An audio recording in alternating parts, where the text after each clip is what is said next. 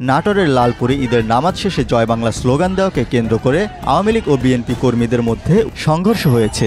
৩১ March সকালে ৯টায় উপজেলার রামকৃষ্ণপুর গ্রামে এই ঘটনা ঘটে। এ ঘটনার জেরে রামকৃষ্ণপুর চিনির বটতলা মোড়ে গুলিবর্ষণের ঘটনা ঘটে।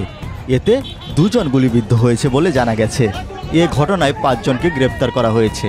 প্রত্যক্ষদর্শীরা জানান, ঈদের নামাজ শেষে রামকৃষ্ণপুর ঈদগাহে আওয়ামী লীগ, যুবলীগ ও ছাত্রলীগের কর্মীরা জয় বাংলা স্লোগান দিতে থাকেন।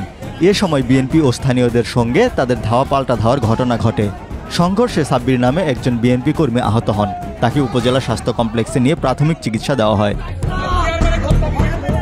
এর কিছুক্ষণ পরেই পরিস্থিতি শান্ত হলে প্রায় আধা ঘন্টা পরে আওয়ামী লীগ সমর্থকরা বিএনপি সমর্থকদের উপর গুলিবর্ষণ শুরু করে। এ সময় কমপক্ষে ৪০ থেকে ৫০ রাউন্ড গুলি ছোড়ে তারা। এতে সুজন নামে একজন বিএনপি কর্মী গুলিবিদ্ধ হয়। তাকে রাজশাহী মেডিকেল কলেজ হাসপাতালে পাঠানো হয়েছে। পুলিশ সুপার আজাদ হোসেন জানান, ২ যুবক মাঠে জয় বাংলা স্লোগান দিয়েছে এরকমটা জানতে পেরেছি।